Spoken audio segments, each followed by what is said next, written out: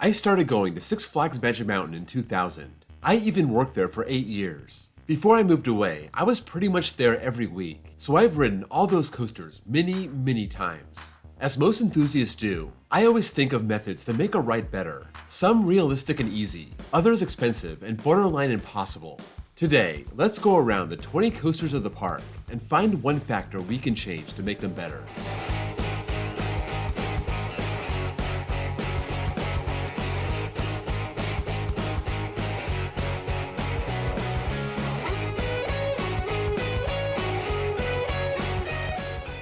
Like I said, some of these are easy, some not so much, so I want to give each idea a possibility grade. We'll go from easy, it can be done today, to medium, that would take some effort and money, to hard, would take a pretty significant effort, to fantasy, things that are just not realistic. I would also identify the reason why this hasn't already been done, but the answer is always going to be money or staffing. You enter the park, turn right, and you see Full Throttle, the premier ride Skyrocket 3. That iconic loop that used to be the world's tallest.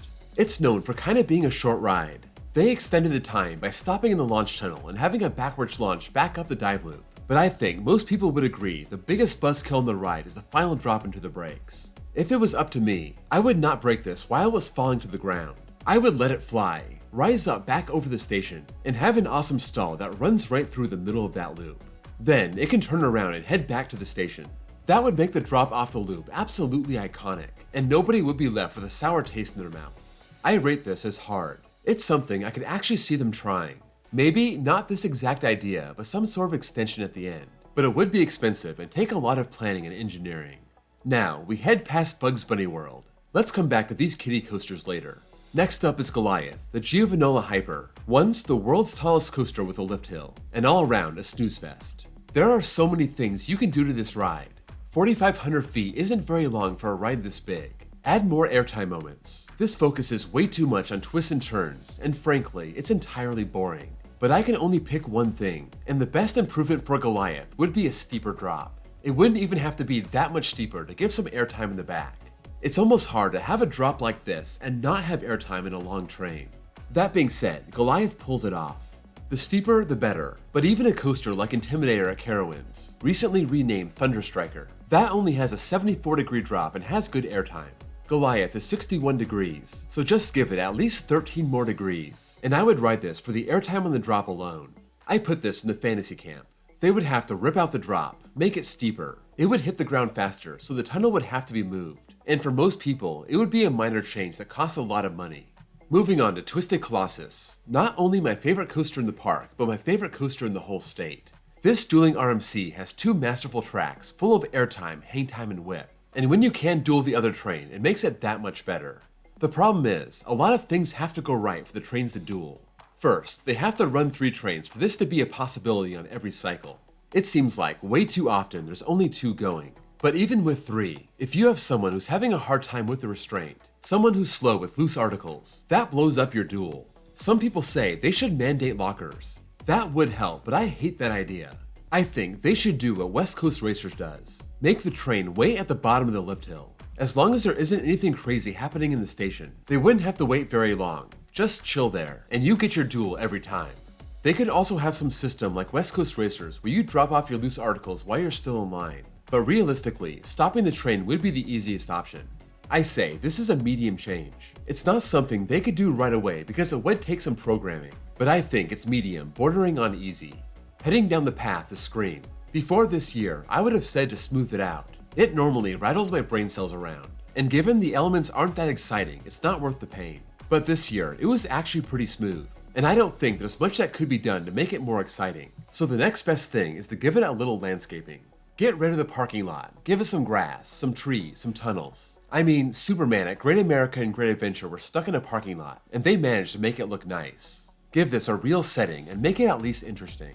I put this in the medium category. It wouldn't require any engineering, just the money to pay a landscaper to do their thing. Moving back to the main path, into DC Universe, we head to Batman the Ride. This is one of many clones, the original inverted model, though this is not the original Bat clone. It came 2 years after, and these are small and compact and pack a huge punch. You just gotta take them at face value. It's not gonna be anyone's #1 coaster, but it's meant to rip your head off, and it does. I don't have any real complaints, but I will point out one thing. The whole ride is intense except for one part, the big slow turnaround before the wingovers. I say, if you're gonna be an aggressive coaster, be an aggressive coaster. Reprofile this part to be closer to the ground, keeping its speed better, and you turn around and fly into the wingovers. This is also a fantasy. It would be a major reprofile. Right next door is Wonder Woman Flight of Courage, the park's newest coaster, an RMC Raptor. Ever since the Raptor came out, they've been putting over-the-shoulder harnesses on them, and it's not great, but it's something you can forgive. That was especially true with the original models, the ones that rip through the course so fast it doesn't even seem real. But ever since RMC started rolling out the large park models, we've seen the milder side of these Raptors. Because of that, I think they should replace the harnesses with lap bars. Intamin introduced their Hot Racer model in 2021, Big Dipper at Luna Park. That has inversions, and I'd say it's more intense than Wonder Woman, and that just has a lap bar. I'd love to see a train like this on Wonder Woman. This is in the hard pile. It would cost a lot of money to replace all 4 trains, and I don't think RMC has engineered this yet, so between those two things, it's a big ask. Moving up to Metropolis, Riddler's Revenge is the park's B&M stand-up coaster, the biggest one in the world, and you really can't complain about the layout. It's got 6 inversions and almost 4,400 feet of track. It's a monster. The one problem people have with it is the stand-up trains. Some people just don't like standing up on coasters. Go figure, right? Anyway, I think they can keep the stand-up factor, but offer something else for people who want a more comfortable ride. They should add a train with regular sit-down seats, like Wildfire at Silver Dollar City or the Hulk at Islands of Adventure. This is not unprecedented. There's a Togo stand-up coaster that also has a sit-down train, so this could be a popular decision. B&M already makes these trains, so Magic Mountain would just have to buy one. I'd mark this as medium difficulty. Across the footpath, you have the park's oldest coaster, the Aom Mine Train Gold Rusher. This hugs the terrain, going over the mountain and coming back, using 2 lift hills, ending with a great helix finale. I think the layout is as good as it gets. It uses that hill to perfection. It's a long ride. And yeah, it's janky, but it's an Arrow from 1971. What do you expect? The one thing I would change is the trains. These have cars that have a lap bar that's one size fits all, and you kind of slide around in your seat. Maybe, if they could get a couple modern trains, individual lap bars, more defined seats, even something like the more modern mine trains like Roadrunner Express at Fiesta, Texas. This would be a marginal improvement and a big expense for an old unpopular coaster, so it's not going to happen. But if they felt like spending the money, this would only be medium difficulty. Heading back to the underground, you have West Coast Racers, another Premier Rides launch coaster, and another Mobius loop. Unlike Twisted Colossus, they do wait for the second train to race, so you get that great duel every time. It's a long ride, you got all kinds of forces. It's not very big, but I really like the elements. My one problem is the comfort collars. Some people don't mind them. They say they don't touch your body, so it's not a big deal. And they are right about that. But when you get laterals, you get neck chopped. This is especially true in the high five right after the launch, my favorite part of the ride. But despite the great ejector, you also get a neck full of rubber. Last year, Icebreaker at SeaWorld Orlando took out their comfort collars, and now it just has lap bars. The precedent has been set. Why not do this to West Coast Racers? I think this would be a great improvement, and I think it could possibly happen in the future. I don't think it would be that expensive to take these off, but not something that can be done right away. So I'd say this is medium difficulty, closer to easy. Staying in the underground, we have Apocalypse the Ride, the GCI twister that opened in 2009. This is one of my favorites in the park. I love a good wooden coaster, and this one has a nice custom layout. In the end, it's a mid-tier GCI, and that's my problem. After the station flyby, the ride kinda dies. The second half is just pointless. My change is to reprofile the second half. Add in some more airtime pops, the way Gold Striker and Renegade do. Those are top-tier GCI twisters, and if Apocalypse had a layout more like that, it could rise into the top 4 GCIs. I'm putting this in the fantasy group. If you're gonna redo the second half, you might as well just build a new ride, and this would be a big expense that satisfies very few people. Let's go all the way up the hill and up the stairs to Samurai Summit and hit Ninja.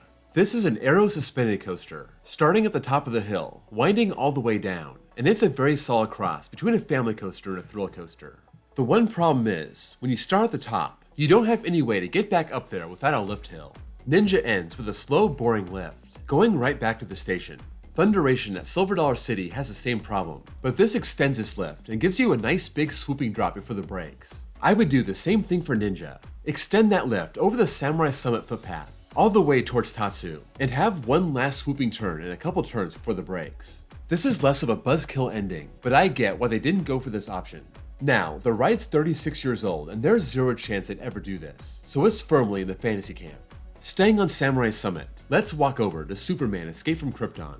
This and Tower of Terror were the first 100-mile-an-hour coasters. Basically, a long LSM launch track and a vertical spike to burn off all the speed. This used to run forward and have lap bars. Then, they turned it backwards and put on over-the-shoulder restraints. A couple years ago, they started running one side forward, one side backward, but not always. One easy thing they can do is make it more consistent, and one medium thing they can do is give it lap bars on both sides. If Cannibal at Lagoon can use a lap bar, that 116-degree drop over 200 feet, then Superman Backwards could use one also. This would cost money, but wouldn't require a new train. Also, running both sides all the time would require more staffing, more launches, a higher operational cost, but they're raising prices anyway, so here's a way to make it worth it. Back down the hill, you run into Tatsu, the B&M flying coaster. This was built to swoop all over the mountain, nice and graceful, until that super intense pretzel loop. It has a good ride time. I don't have anything to improve on the layout. The one thing that can improve is the ops. This is pretty similar to Superman. They have 2 stations and they should use them. That would make the line go a whole lot faster, and with how slow those flying coaster dispatches are, that would allow the riders to be on the brake run for less time.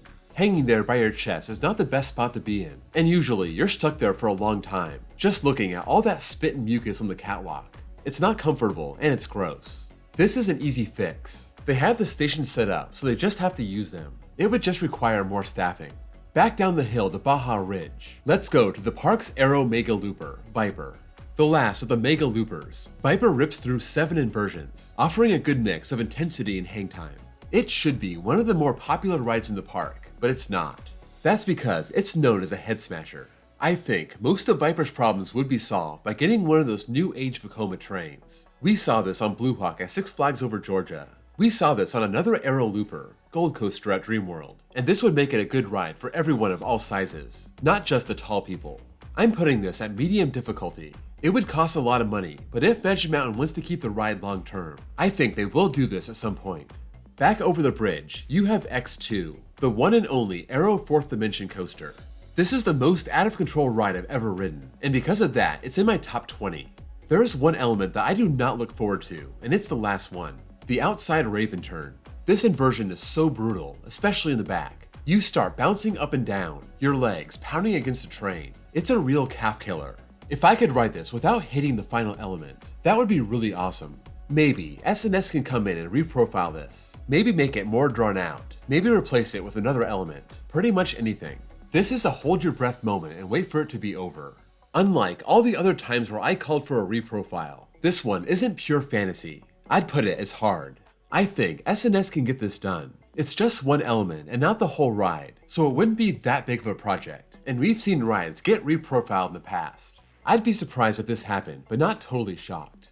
Back toward the front of the park, we have the coaster with the first modern vertical loop, Revolution.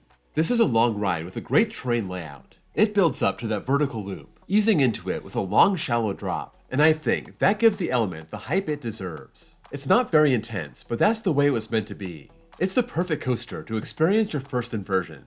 This used to have awful trains and restraints, but as of 2016, that was resolved. The only thing I would change is to turn off the trim brake after the tunnel.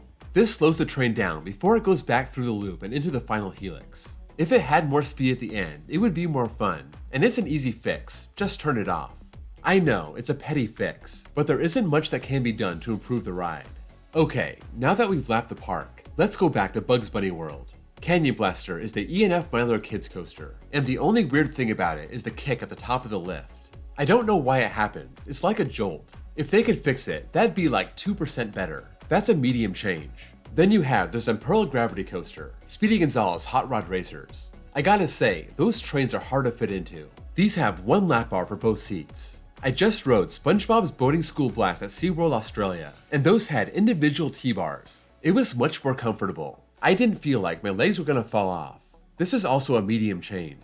Roadrunner Express is a borderline kiddie family coaster, a Vekoma Junior coaster, and this has a good layout. It's got good theming. There's not much to do here. However, this park has 4 coasters for kids, and I think this one could afford to be a little more intermediate.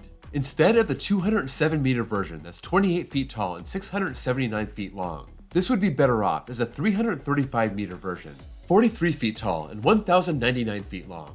I'm talking about the same coaster as Woodstock Express at Cedar Point. This would serve as a better stepping stone between Canyon Blaster and Ninja. This is obviously in the fantasy group because we're talking about taking out and replacing the whole coaster. Last one, Magic Flyer, the Bradley and Kay Little Dipper that's been in and out of the park ever since it opened in 1971. The biggest problem is they don't let you ride if you're over 54 inches tall. I think the ride can handle bigger riders, and aside from being a greedy coaster enthusiast that wants the credit, some parents would feel safer riding next to their kids instead of setting them off by themselves. This is an easy fix, they just have to let it happen. That's a wrap on this video. Let me know where you agree or disagree. If you have a better fix for any of these rides, let me know in the comments below.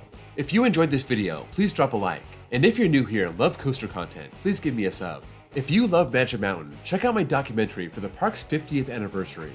Also, check out my second channel where I post copyright-free off-ride footage, and my baseball channel if you also happen to be a baseball fan. Thank you all for watching, and I'll see you all next time.